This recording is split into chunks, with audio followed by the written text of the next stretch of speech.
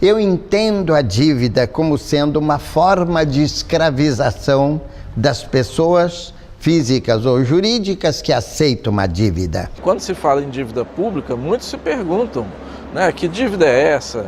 De onde ela surgiu? Né? A quem ela é devida? A quem está pagando essa dívida? Na verdade, é o povo que está pagando isso. Portanto, é imprescindível que nós possamos auditar essa dívida, até porque nós temos diversas provas de ilegalidades, de legitimidades dessa dívida, que começou basicamente na época da ditadura militar. Nós nos ingressamos no processo do endividamento público com a ditadura. Foi a política econômica instituída pela ditadura, que foi uma exigência americana, que deu início à dívida pública brasileira. Em 77, no governo Geisel, né? Quando o Delfim Neto falou na televisão, perguntaram a ele, se o senhor está pegando dinheiro lá fora, isso não é perigoso? Aí ele falou, perigoso como? Nós estamos usando a poupança dos outros para gerar o nosso desenvolvimento, que perigo tem isso? Só que, irresponsavelmente, ele pegou empréstimo a juros flutuantes. Pegou empréstimo a 6%, permitindo que a taxa variasse ao bel prazer dos Estados Unidos. E os Estados Unidos levou esse juro para 23% e quebrou o Brasil e todos os países latino-americanos. Os juros flutuantes, que é um crime e que a Convenção de Viena declarou que é criminoso, o juro flutuante, elevou os juros da nossa dívida de 5% para 20%. Aí havia uma escolha, né, que era sentar na frente dos credores e dizer: vocês estão completamente ilegais em termos da legislação internacional, vamos fazer uma renegociação radical, né? E a outra escolha era baixar a cabeça e aceitar os termos. Foi o que os governos da ditadura fizeram e nós então nos enfiamos profundamente numa situação terrível de não só nos tornarmos pagadores permanentes de um tributo eterno, que é o pagamento da dívida, é como um tributo colonial que a gente está pagando continuamente, uma sangria permanente dos nossos recursos, das nossas riquezas, às custas do suor e do sangue do nosso povo, como dizia o Tancredo, né? E, ao mesmo tempo, a gente se tornou exportador líquido de capital, que é outra coisa gravíssima.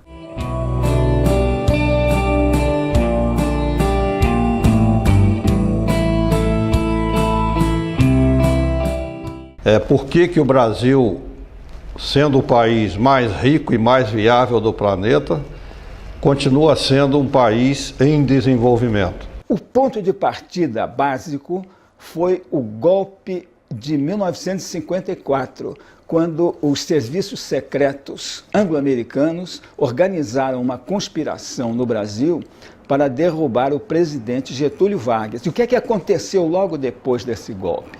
Aconteceram modificações na legislação de capitais estrangeiros, oferecendo subsídios incríveis para que as empresas transnacionais viessem a ocupar como ocuparam e cada vez mais totalmente os mercados e a produção no Brasil.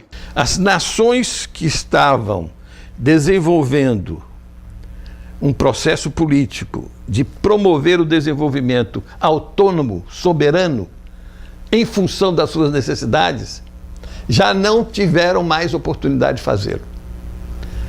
O projeto de Getúlio Vargas foi por terra. A importância das estatais está em que elas contribuem para que o governo tenha uma autonomia de gestão. Um país que todos os setores estratégicos estejam entregues aos estrangeiros, ele não consegue ter gestão sobre a sua economia. Nós não temos mais indústria de base. A indústria de base foi privatizada também, praticamente toda ela, a começar pelo aço. As nossas riquezas, que são imensas, não estão devidamente exploradas pelo povo brasileiro. Por exemplo, A nossa maior pauta de exportação hoje são os minérios. E nessa exportação o Brasil fica com 1% em média de royalty. O resto, 99%, fica para quem exporta. E são empresas multinacionais, porque a partir das mudanças da ordem econômica feitas em 95 pelo Fernando Henrique, as empresas estrangeiras tiveram 100% de acesso ao subsolo brasileiro. É a dívida que determina as privatizações, porque para onde vão os recursos das privatizações? Para pagar a dívida. O lucro das estatais, por que a gasolina aqui no Brasil é tão cara? Porque o lucro da Petrobras, a parte que está em mãos privadas, os acionistas recebem os dividendos. Mas a parte da Petrobras que ainda é pública, os lucros vão para pagar a dívida. Para a gente ter noção, agora mesmo, no ano de 2013, foi feito o leilão do poço de Libra, que foi vendido por 15 bilhões de dólares, e esses 15 bilhões de dólares foi para ajudar juntar para pagamento de superávit primário. Então, foi vendido o petróleo brasileiro, né? Mas, ao mesmo tempo, esse petróleo, esse dinheiro é destinado para pagar a dívida. Nós não podemos continuar a conviver com uma funcionalidade da dívida pública que obedece apenas a essas exigências da manutenção de um modelo que sacrifica a nossa soberania, compromete a nossa indústria e, principalmente, abre condições de uma desnacionalização completa do aparato produtivo brasileiro. Nos últimos 20 anos de governo, de Fernando Henrique a Dilma, o governo destinou o pagamento de juros e amortização da dívida de mais de 9 trilhões. 9 trilhões. E ao mesmo tempo que a gente pagou essa fortuna incalculável, a gente tem uma dívida de mais de 4 trilhões. Aí existe uma controvérsia, porque se eu paguei 9 trilhões, como é que eu posso estar devendo 4 trilhões ainda?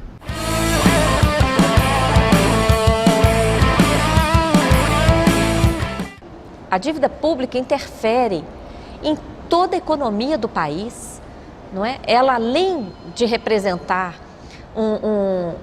uma subtração brutal de recursos do orçamento a cada ano, ela ainda pauta a política econômica do país. A principal meta que nós temos hoje no nosso país é a meta de superávit primário. Toda a economia do país fica refém dessa meta. Nós não vamos conseguir resolver os problemas que nós temos de saúde, de educação, de transporte público, de moradia digna, de reforma agrária, se nós não suspender o pagamento dos juros da dívida interna, que hoje é chamado do superávit primário. O que é o superávit primário? Todas as receitas do governo, todas as despesas, antes de pagar os juros. Então, antes de pagar a conta, o que sobra um dinheiro. Depois que vai pagar a conta, não sobra mais nada. Então, o superávit primário é uma brincadeira para enganar as pessoas. O Brasil e a Argentina são os únicos 2 países das Américas que praticam superávit primário. Ou seja, que se comprometeram com o Fundo Monetário de garantir uma parcela religiosamente guardada dos impostos para pagar esses juros. Nenhum outro país. Quanto mais o Brasil paga, mais ele deve. Fernando Henrique Cardoso, em 8 anos como presidente da República, pagou de juros da dívida quase 2 trilhões. Lula, em 8 anos, 2 trilhões. Atualmente é só verificar quanto a presidente da República já pagou. E aí vem a lei de responsabilidade fiscal. Não pode gastar mais do que arrecada. E aí, mas para pagar os juros da dívida, vão cortando despesas públicas, o chamado superávit primário, economia para pagar os juros da dívida. Só que a lei de responsabilidade fiscal só permite gastar mais do que arrecada para o pagamento da dívida. E mesmo assim, paga os juros e continua a cada dia devendo muito mais. Um país que paga por ano 42,42% de juros de sua dívida pública e diz que tem um superávit para pagar, que está muito bem, obrigado, porque tem sobra. Superávit é sobra. Não nos sobra nada.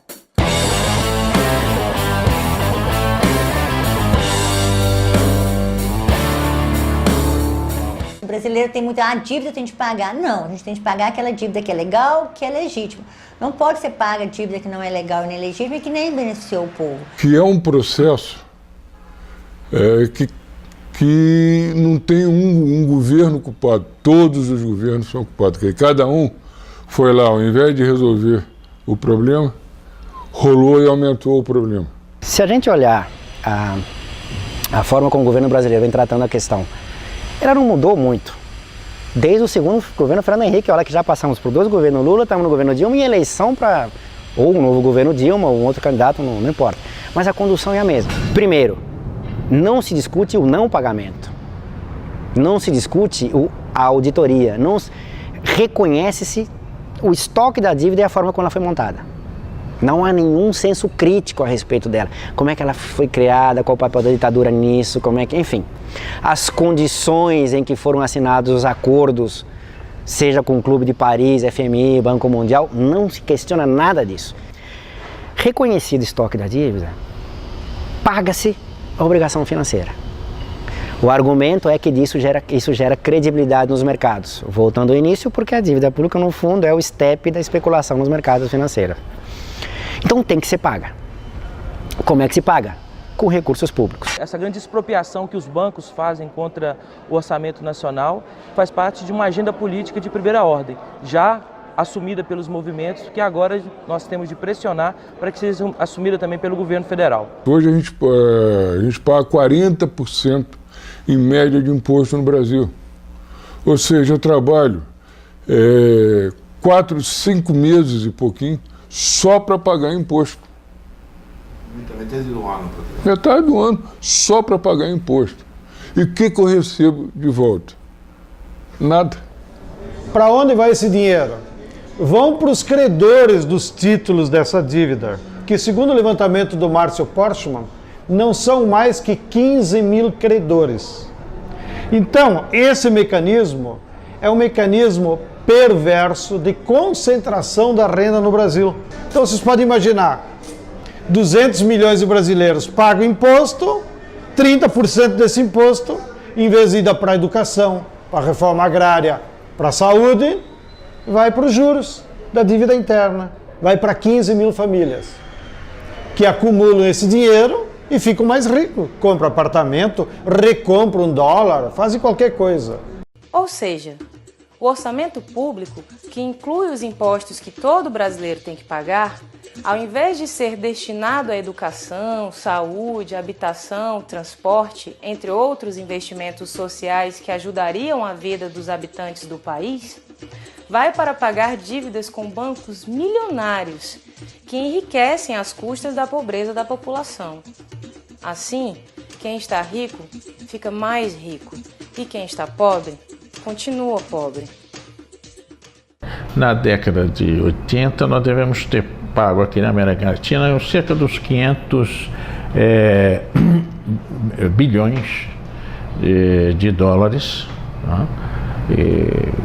Por uma dívida gigantesca, mas sobretudo por causa também da taxa de juros extremamente elevada que nós pagamos nesse período.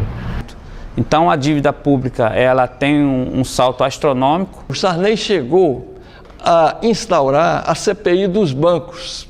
Não durou mais do que algumas horas. Eles conseguiram imediatamente retirar assinaturas que eram suficientes para dar continuidade. Você vê o poder que essa gente tem, que os banqueiros têm. No governo Sarney, não consegue nem continuar pagando os juros de amortizações e aí tem uma moratória obrigatória porque o país não tinha reserva suficiente para continuar pagando os juros da dívida. Quando houve a inadimplência, não por decisão soberana, senão porque não havia um centavo de dólar para pagar coisa nenhuma.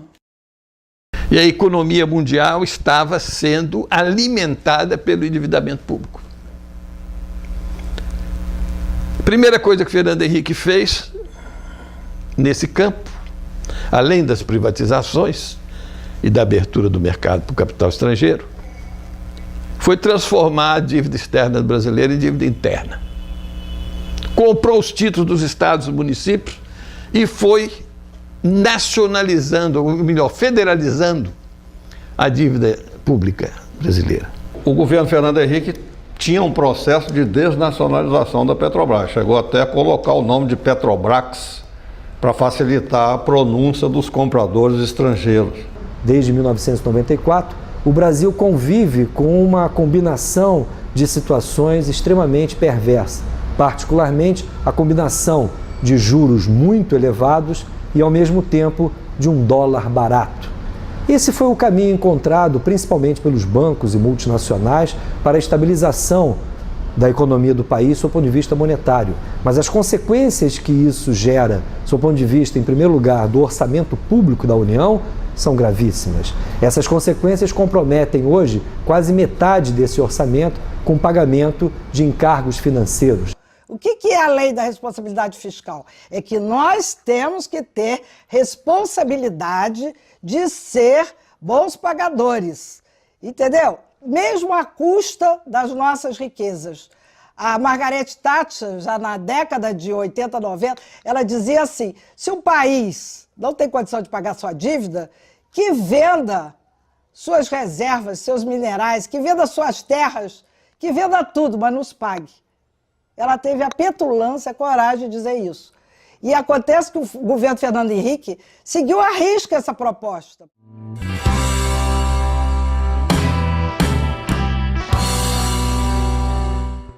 Quando Fernando Henrique Cardoso, por exemplo, assumiu a presidência da República em janeiro de 1995, a dívida pública estava em 62 bilhões de reais. Hoje, essa dívida se aproxima de 3 trilhões de reais. Ora, se desde 99 nós temos feito superávites primários elevados, o que explica essa elevação contínua da dívida pública? É justamente a taxa de juros muito elevada.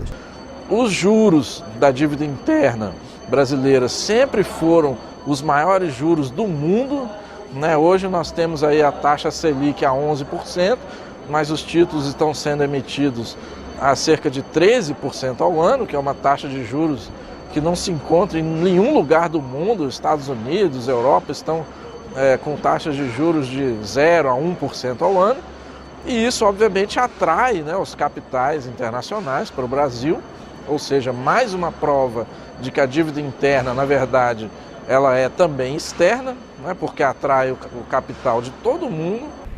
Você tem o maior juros do mundo, então você tem uma carga tributária enorme que drena recursos dos brasileiros.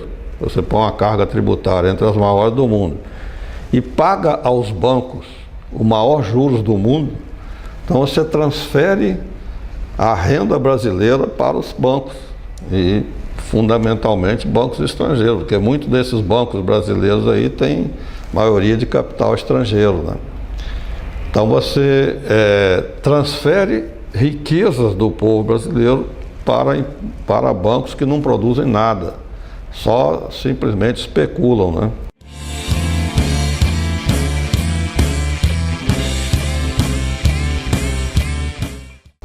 Acho eu que é impossível você tomar de volta qualquer dinheiro de banqueiro. Na minha conta corrente, volta e meia, eu noto que me roubaram alguma coisa. É difícil, eu acho impossível a gente recuperar isso de volta. Mas se a gente não tivesse essa dívida, e é verdade, quanta coisa a gente não estaria fazendo? Quando a gente vê aquele gráfico de pizza que está aqui na revista da Editoria Cidadã da Dívida, mais de 40% é serviço da dívida, para pagar juros.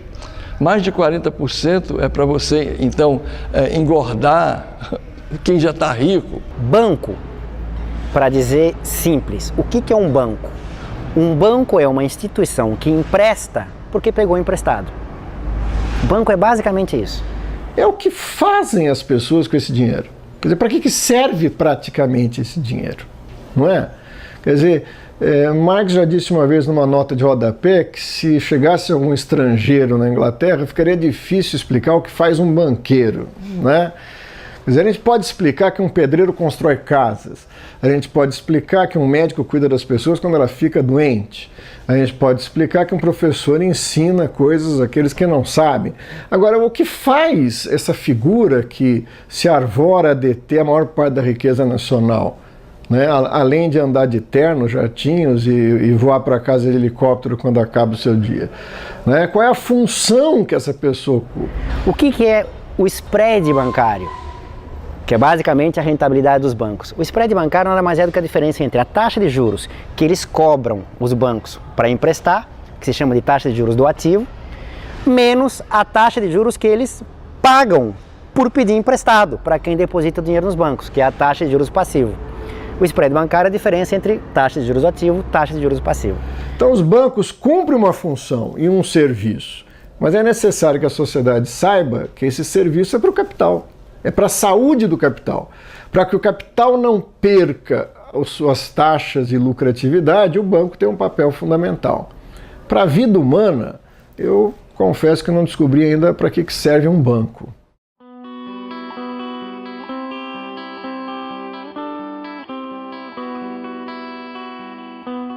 Na Constituição de 1988 estava previsto uma auditoria da dívida pública brasileira.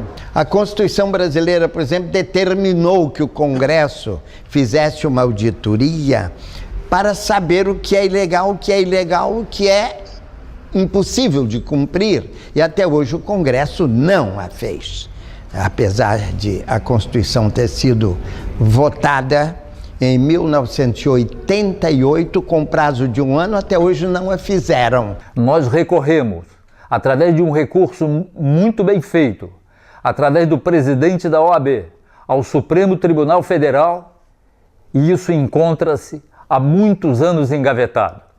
Existe na própria Constituição a suspeita, no artigo 166 da Constituição, de que houve uma fraude nesse artigo. O que acontece em 88 com relação especificamente à dívida pública? Acontece o seguinte, uma fraude perpetrada com a introdução de um dispositivo na Constituição que nunca foi sequer discutido nem votado. Foi uma fraude grosseira no artigo 166, parágrafo 3º, inciso 2, em que introduziram esse dispositivo, ou seja, privilegiando o serviço da dívida no orçamento. Então, a dívida no orçamento nem é discutida, ela passa direto. Na Constituição de 88, ficou claro que não podia ter taxa de juros superior a 12%. Isso ficou para ser regulamentado mais tarde. Até hoje, o pessoal já esqueceu, está lá na Constituição. Então, é absurdo o que se faz. Tem interesse, tem banqueiros que têm interesse nessa taxa de juros, não se explica para onde está indo o dinheiro, e cada vez mais nós vamos numa bola de neve.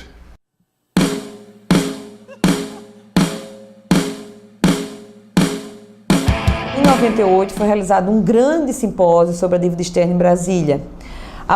No simpósio foi tirado que nós realizaríamos um tribunal da dívida externa, que aconteceu aqui no Rio de Janeiro, em abril de 99, com mais de 2.500 participantes. Passado o tribunal, nós fizemos uma reunião em seguida e resolvemos chamar, então, um plebiscito, uma consulta popular. No ano 2000 fizemos o plebiscito, mais de 6 milhões de votos, levamos ao Congresso, ao presidente que não nos recebeu, ao Senado, à Câmara, ao Legislativo e ao Executivo, os resultados, um documento com o resumo dos resultados e das demandas que nós fazíamos ao governo. E foi um plebiscito que gerou muito debate na sociedade. Vários economistas, o próprio ministro da Fazenda se pronunciou na época, o Malan, contra o plebiscito. O PT foi um partido fundamental na organização desse plebiscito naquele momento, teve à frente desse processo, produzindo materiais e tal. Era outro Brasil, era outro cenário. A luta da auditoria cidadã teve início logo após o grande plebiscito que foi realizado no ano 2000, aqui no Brasil, envolveu centenas de entidades da sociedade civil em todo o país. Foi realizado em 3.444 cidades e colheu mais de 6 milhões de votos. Uma das perguntas do plebiscito era sobre a auditoria. Então, a pergunta era mais ou menos nesses seguintes termos: você concorda em continuar pagando a dívida sem realizar a auditoria prevista na Constituição? Mais de 6 milhões de pessoas, Pronzato, responderam não. Ou seja, as pessoas queriam que se fizesse uma auditoria para que se soubesse que dívida era essa. O que é auditoria? A auditoria da dívida nada mais é do que você fazer um levantamento minucioso da forma como essa dívida foi construída. Inclusive, não apenas, mas inclusive da legalidade ou ilegalidade de como essa dívida foi construída. Porque percebam, se o estoque da dívida a cada período nada mais é do que a dívida no período anterior, mais nova dívida criada, mais quanto ela cresceu pela taxa de juros, se eu tenho alguma contaminação de ilegalidade em algum momento, o próprio crescimento lá na frente dessa dívida está contaminado por aquele ponto de partida. Se você identifica essa legalidade num tipo de auditoria, você fala, a partir daqui eu não reconheço o resto, que cresceu com base nisto. É uma forma mais dura, inclusive, do ponto de vista jurídico, de renegociar os termos do pagamento da dívida. O Brasil, no ano passado, foi o 7º maior PIB do mundo e foi o 85º em desenvolvimento humano. Quem é responsável por esse hiato? A dívida. O endividamento é o principal responsável. O que nós queremos com a luta da auditoria cidadã da dívida é que os recursos cheguem aonde devem chegar. O Brasil, um dos países mais ricos do mundo, é extremamente injusto. Nós não temos aqui uma saúde pública decente, uma educação decente, transporte, um cuidado com as pessoas, com os idosos, com os jovens. Não temos. Por quê? Se somos tão ricos. A dívida sangra os recursos e não deixa que os recursos cheguem onde devem chegar. Se a gente se endividasse para progredir, para crescer, eu seria a primeira a dizer, não, é uma boa dívida. A dívida pública no Brasil, infelizmente, não tem cumprido as funções que, em geral, a dívida pública oferece para os países que buscam o seu desenvolvimento, do seu ponto de vista soberano, do seu ponto de vista, especialmente, de conferir ao seu povo o bem-estar. Aquela ideia que, em geral, a sociedade tem, que a dívida seria um instrumento de financiamento, que a dívida corresponde a um recurso recebido pelo país e por isso tem que ser paga, há décadas não tem sido assim no endividamento público, tanto interno como externo dos nossos países. Nós chamamos isso de sistema da dívida.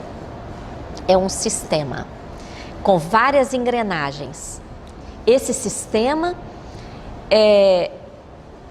corresponde a distorção da utilização do endividamento público, de tal forma que ele deixa de ser aquele instrumento teórico de financiamento do Estado e passa a ser um mecanismo de subtração de recursos públicos. Porque, na realidade, o que está sendo feito no Brasil é dívida para pagar dívida.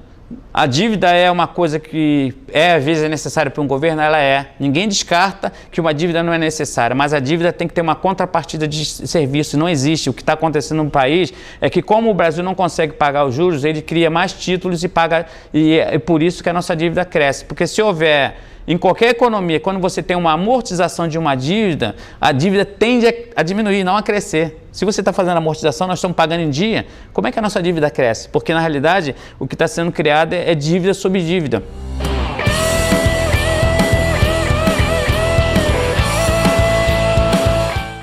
Quando fizemos a CPI da dívida pública, nossa proposta, feita aqui no Congresso Nacional, certamente nós colocamos o dedo na ferida da solução da economia brasileira. E, infelizmente, não foi possível passar o relatório inteiro, mas teve uma repercussão grande e nós levamos ao Ministério Público Federal um documento de quase 1000 páginas analisando as ilegalidades, as irregularidades da dívida pública e mostrando que só uma auditoria da dívida, né, e o cancelamento dos contratos que são ilegais, irregulares e imorais, entende, poderia arrecadar para o país uma fortuna, como foi feita no Equador, em que 70% da dívida foi cancelada depois de uma auditoria proposta pelo governo equatoriano e se economizou mais de 10 bilhões de dólares naquele país. Eu tive a honra de ser uma dessas pessoas nomeadas no decreto do presidente Rafael Correa. Fui para o Equador. Foi um trabalho histórico, porque tinha apoio político do presidente e tinha respaldo legal num decreto. Entregamos o relatório para o presidente Correa em setembro de 2008. Com base nesse relatório, ele já suspendeu o pagamento dos juros que seria devido em novembro e dedicou todo esse valor para investimentos em saúde e educação. Dessa forma, o Equador anulou 70% de sua dívida externa em títulos e, com esse alívio, pôde aumentar os investimentos em saúde e educação. Nesses poucos anos, já foi erradicado o analfabetismo, implementada a educação integral. A saúde pública, que já não existia no Equador, foi recuperada. Investimentos impensáveis há pouco tempo em transportes, etc., estão acontecendo. Enfim, mudou a realidade do país. É um exemplo para o mundo essa experiência equatoriana.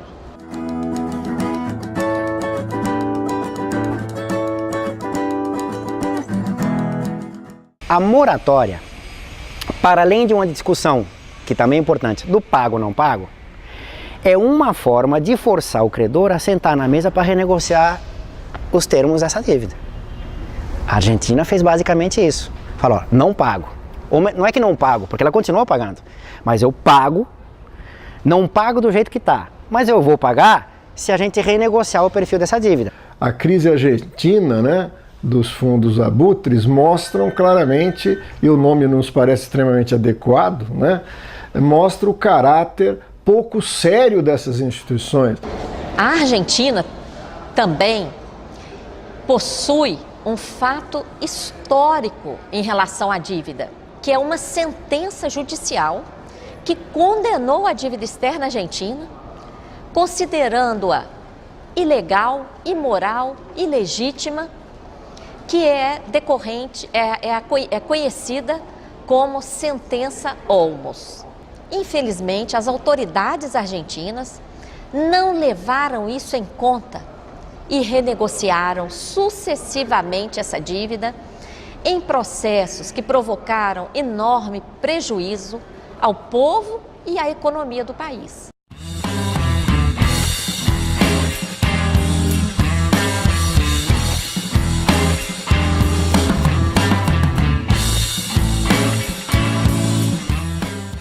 A dívida continua crescente.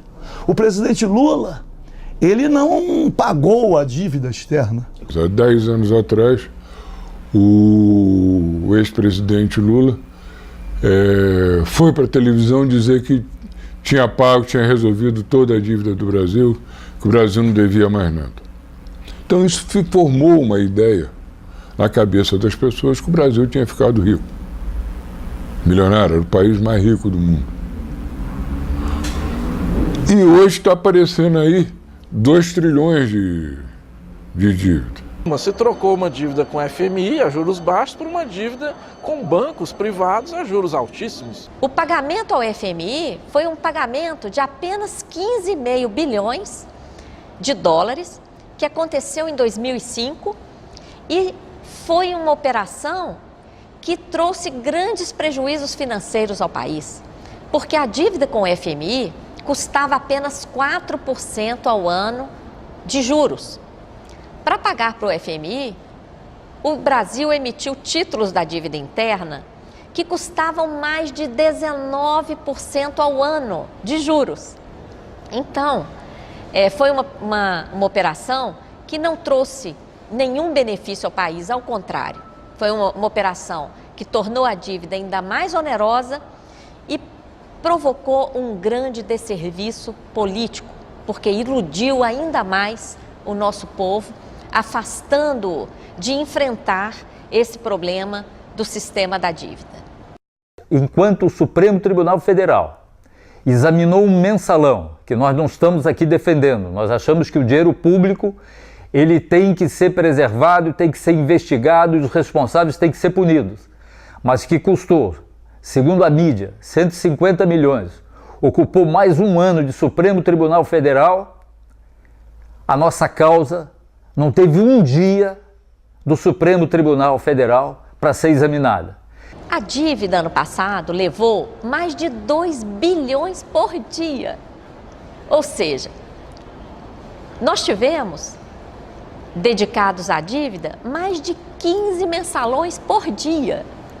E a grande mídia não denuncia isso. Ficou aí denunciando o mensalão todos os dias do ano, enquanto 15 mensalões por dia estavam indo no ralo da dívida pública.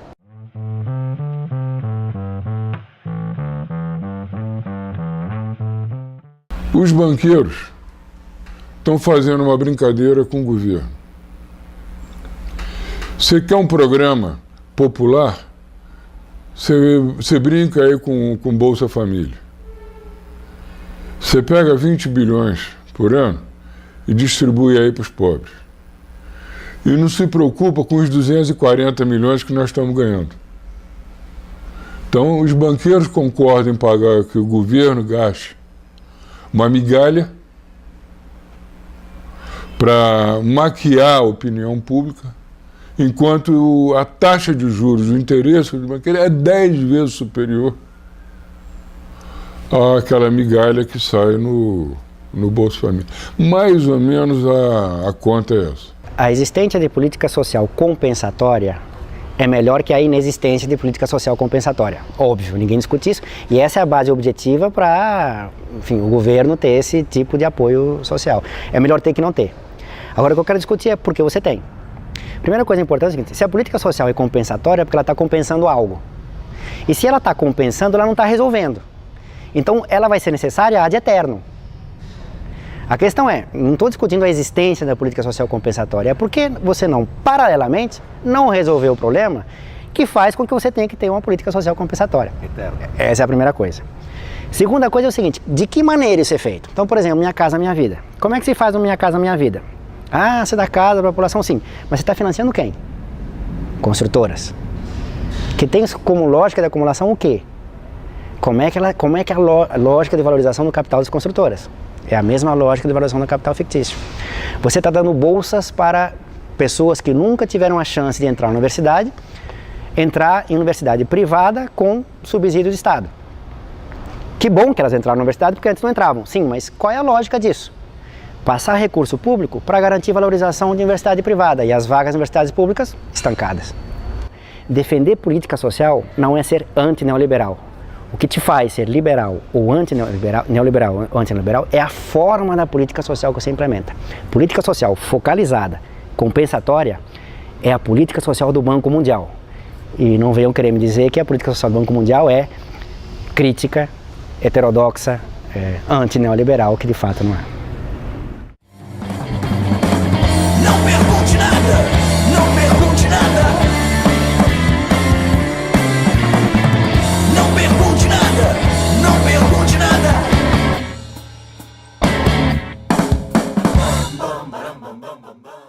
Essa dívida permitia o Banco Mundial, o FMI, mandar uma representante do FMI aqui todos os anos para fazer uma avaliação das contas do Brasil, para ver se tem o dinheiro, onde é que tem o dinheiro, etc. Uma situação realmente de submissão absoluta a um sistema financeiro mundial que não tem nenhuma razão, nem nunca foi previsto que existisse um sistema que permitisse ao banco ser dono do país e dizer, não, essa política não pode, essa aqui você faz. Uma coisa incrível. Não tem dinheiro para pagar a dívida? Então vocês têm que privatizar, vocês têm que leiloar, vocês têm que fazer, têm que criar leis. Tem que fazer de acordo com a orientação do FMI. Nós temos que seguir uma cartilha, queiramos ou não. Então, cadê a nossa soberania? Romper com o neoliberalismo tem custos. Só que quanto mais tempo a gente demora para romper, maiores são os custos. Mas tanto maior será o sucesso que você tem ao romper com isso, ao lidar com as questões de dívida externa, dívida pública, quanto mais apoio político, econômico e social você tem. O que significa isso? Que a integração regional é condição sine qua non. Nós temos um projeto de união muito positivo, que é a Unasul.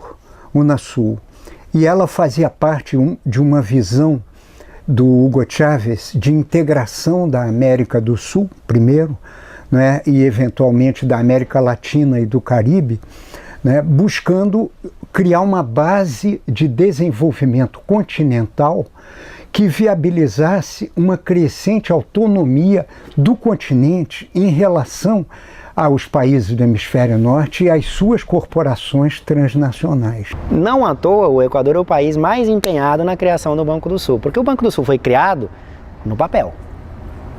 Porque o Banco do Sul, sem o Brasil, não existe. E o que o Brasil fez em relação ao Banco do Sul? Apoiou, na verdade, prolongou as negociações e só entrou quando, do ponto de vista político, não tinha mais como não entrar. Só que entrou pro forma, formalmente. Por que ele fez isso?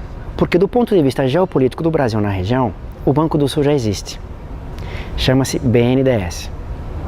Do ponto geopolítico do Brasil, o que lhe interessa é um banco que financia a atuação de empresas e capitais a partir do Brasil nas outras economias da região. E não propriamente uma integração regional, de fato, alternativa à integração regional neoliberal.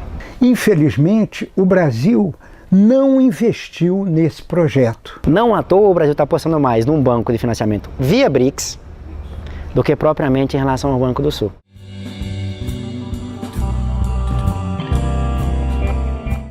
Mas nós estamos nos transformando numa nação ocupada pelo capital estrangeiro. Conseguiram colocar a ditadura do capital. Conseguiram. Não precisamos mais ter uma ditadura civil-militar, porque o povo está preso por algemas invisíveis, correntes invisíveis, essa dívida pública. Hoje em dia você não precisa de exército. Há um domínio puramente financeiro e econômico, e hoje essencialmente financeiro. Então nós fomos capturados pelo capitalismo internacional através de dívidas. O que ocorre é que a dívida pública tem uma funcionalidade dentro da forma capitalista. Marx já apontava isso lá no Capital, quando dizia ironicamente que a única coisa no capitalismo que é de fato socializada, que é de fato pública, é a dívida. A dívida pública passa a ter então aí uma funcionalidade de ser um dos instrumentos de carrear riqueza pública para as mãos privadas. O crescimento da dívida pública é uma condição sine qua non para a expansão da especulação nos mercados financeiros, inclusive privados. O mercado internacional se articulou para se impor no mundo através do mercado financeiro. Os bancos hoje, associados às grandes empresas, eles controlam o crédito e, portanto, definem o investimento nesse país. Cresceu muito a dívida interna, notadamente porque o Banco Central é completamente um feudo dos banqueiros. O Banco Central, apenas no organograma oficial, ele está subordinado ao governo federal. Na prática, ele serve por completo ao interesse dos aplicadores, ou seja, do grande capital, dos banqueiros. Portanto, mudar a política macroeconômica, reduzir a taxa de juros, ter uma taxa de câmbio que seja um elemento de defesa da nossa indústria nacional, seriam elementos fundamentais. Mas para isso é necessário, acima de tudo, uma mudança no quadro político do país.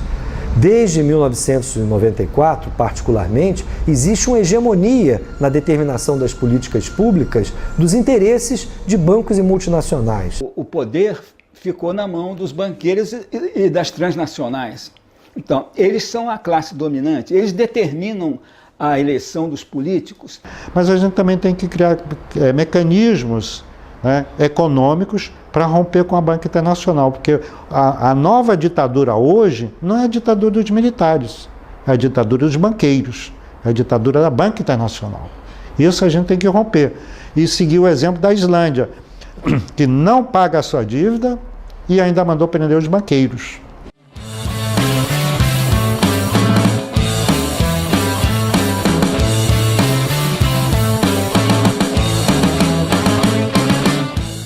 Sempre consideramos que a dívida é o principal mecanismo de dominação nas relações assimétricas norte-sul e também como um mecanismo de transferência líquida de riqueza para a burguesia. A gente percebe que as elites são impenetráveis, por mais que a gente pressione. Uma vez no poder, os governantes, os políticos cedem às pressões das corporações e não à pressão da sociedade civil. Essa oligarquia, ela fortaleceu muito o seu poder à medida que ela foi concentrando mais a finança, mais poder sobre a finança, ela também foi paralelamente aumentando o seu poder político, o seu controle praticamente completo sobre todos os governantes. O governo fica nessa corda bamba desde o segundo governo de Fernando Henrique, sem resolver a questão. Os governos pós-2002, apesar de serem capitaneados pelo PT, que sempre foi um partido crítico ao Plano Real, pelo menos até 2002, por uma concepção de governabilidade, esse partido mudou a sua concepção. Do ponto de vista macroeconômico, ele deu sequência ao que vinha sendo feito desde os anos 90. Boa parte da chamada credibilidade do governo Lula se deu justamente por esta surpresa para os banqueiros e financistas internacionais. O partido que sempre sustentou a denúncia de todas as consequências nefastas do modelo liberal no Brasil, simplesmente capitulou quando chegou no governo federal. Não ter lidado com essa questão de uma maneira frontal e corajosa, o que indica isso? Indica que o tema do endividamento é tão importante para os países do Norte, para os credores e para os bancos privados, que eles usam qualquer meio para ou ameaçar ou cooptar novos governos em relação a isso.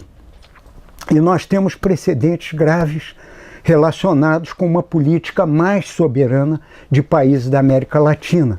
Eu menciono, por exemplo, Jaime Roldós, presidente do Equador, que em 83, depois de uma campanha vitoriosa, fantástica, uma eleição democrática sem questionamentos, como ele propunha uma gestão econômica voltada para os benefícios da população e da nação equatoriana, foi morto pela CIA, conforme está o depoimento e o testemunho do John Perkins, que é o autor daquele livro Eu Fui um Assassino Econômico. E ele diz de cátedra porque ele era um dos agentes no Equador naquela época. De modo que eu imagino que semelhantes pressões tenham acontecido com o Lula quando ele foi, em outubro de 2002, já eleito. Ele foi a Washington e aí alguma coisa aconteceu que tudo mudou.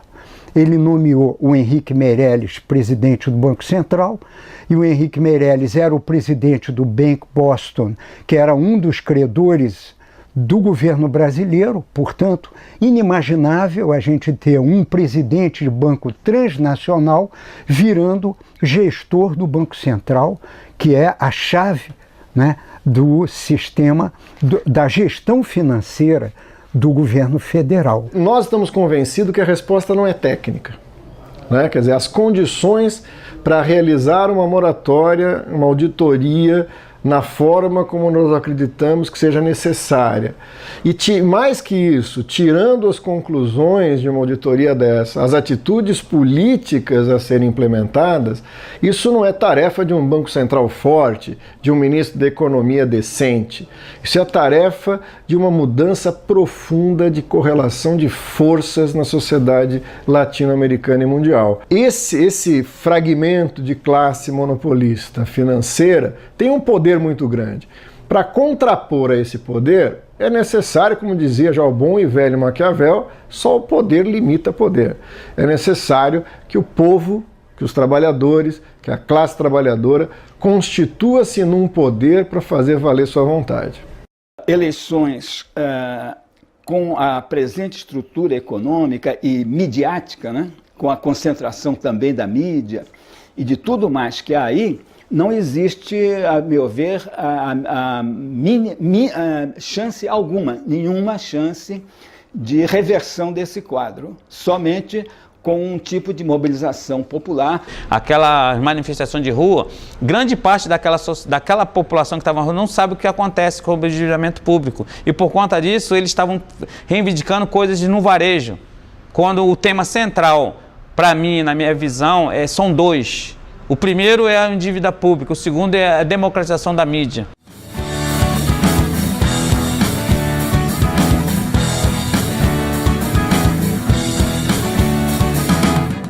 O pré-sal dá para pagar 10 dívidas públicas, tá certo? Mas se ele for mantido aqui.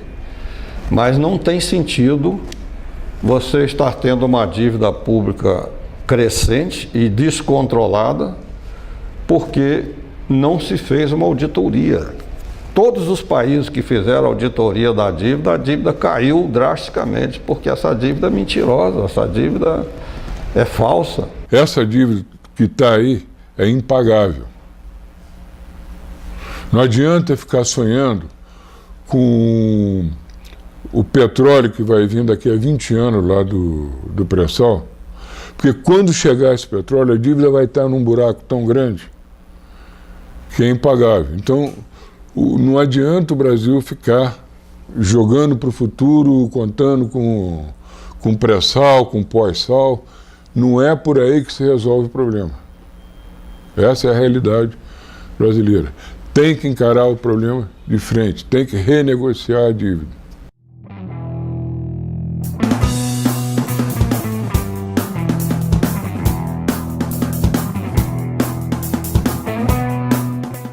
O tema da taxa de juros e o tema do superávit primário precisa ganhar as ruas para que a população tenha conhecimento. A dívida pública atualmente no Brasil é um tema que não é abordado, principalmente pela grande mídia. E por que não se fala disso? Por que não se diz para a população que o governo não pode dar serviços públicos porque tem que pagar o juro da dívida pública? Porque isto é de uma injustiça brutal e que teria consequências políticas muito graves, não apenas para o governo, como para a própria oposição. Porque a oposição não está liberta de responsabilidades na formação da dívida pública. Então, assim, quando eu fui preso, eu estava lutando para a educação, melhoria da educação. E quando eu fiz assim, aí foi aí que eu pensei, vamos estar com a melhoria da educação, mas e aí? O Brasil diz que falta verba para a educação. Ué, mas onde está a verba? Eu me fiz a pergunta, mas onde está essa verba? A gente não paga tanto imposto, mas onde está essa verba? A gente tem um PIB de 2,3 trilhões aí, né? Então, se um PIB tão alto, somos o 7º país de maior economia, né? Um país rico, como é que a gente não tem dinheiro para educação? Foi aí que eu conheci, porque esse dinheiro da educação é roubado para a dívida pública. Uma das dos escudos dessa ordem econômica tão desigual é tornar esse tema árido, né? É fazer com que ele seja desconhecido da população. As pessoas parecem que precisam fazer um curso de economia para entender o que são esses meandros tão difíceis da dívida pública, né? O próprio sistema, ele coloca o tema como sendo muito difícil, ele apresenta como sendo muito difícil para que a gente não tenha aprofundamento. Na realidade, eu não tenho nenhum conhecimento de economia, mas eu estou aqui conversando com você com algum conhecimento do que eu estou falando, porque eu li e porque eu adquiri essa informação. Só o despertar desse tema já é interessante. Se toda manifestação de rua tivesse esse tema em pauta, as assembleias populares tivessem esse tema em pauta, fazer palestras em escolas, para os professores e para os alunos, tentar informar uma maior quantidade de pessoas, eu acho que aí poderia ter um maior empoderamento do povo mesmo, popular. Na construção dessa mobilização que vai permitir uma verdadeira saída deste problema, é preciso que cada um se sinta responsável. Nós queremos que haja realmente uma conscientização do público. E assim, isso é um trabalho de formiguinha.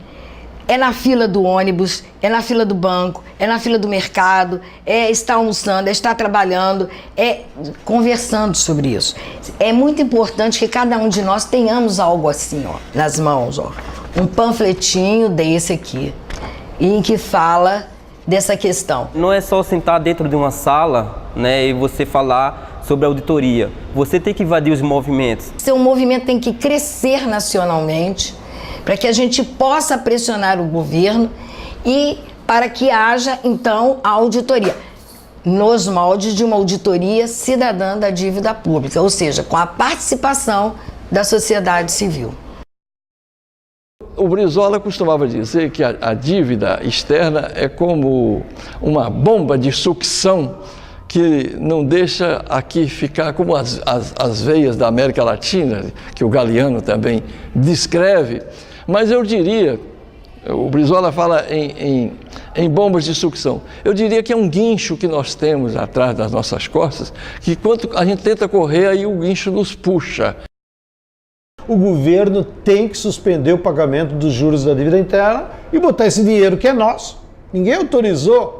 Eu não pago imposto sobre o leite, sobre a água, sobre qualquer coisa e digo para o governo, pegue esse meu dinheiro e pague juro. O tema é tão importante que se a sociedade brasileira não se mobiliza e não pressiona por uma nova política econômica e uma relacionada ao endividamento e uma nova política de gestão do orçamento público, nós vamos ao fracasso, nós vamos à bancarrota.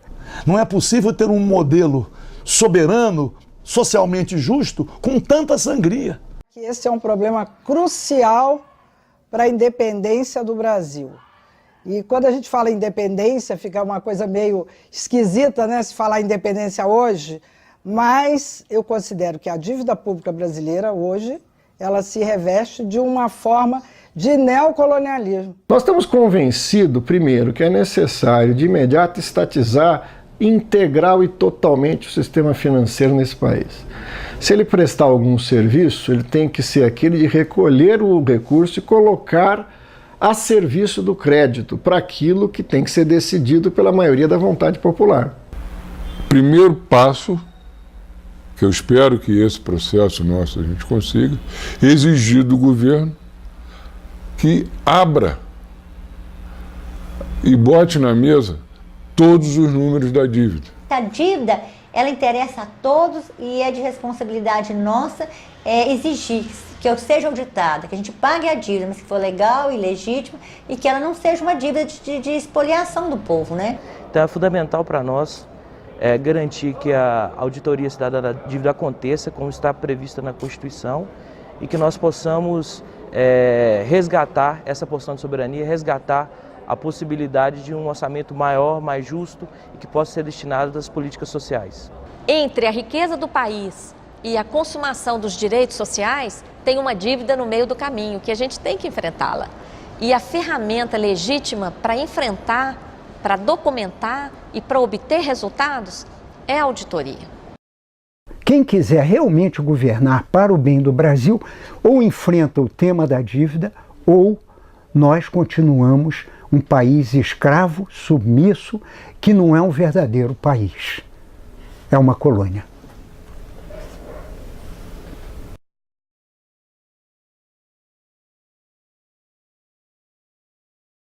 Cheque a conta! Audita, audita, audita essa dívida maldita. Audita minha gente, audita presidenta, audita que assim ninguém aguenta. São mais de 2 milhões por dia. 2 milhões? Por dia, gente fina, por dia. Tem uma linha no noticiário e nós pagando só de otário. Tem uma linha no noticiário e nós pagando só de otário. Chega a conta pra estancar essa sangria, quase metade do orçamento federal. Assim não dá, assim tá mal. Quase metade do orçamento federal. Assim não dá, assim tá mal. Título 10 da Constituição, artigo 26. Tá devagar, tá de bobeira, meu irmão. MPF, cadê você? Tá devagar, tá de bobeira, meu irmão. MPF, cadê você? Cheque a conta! Audita,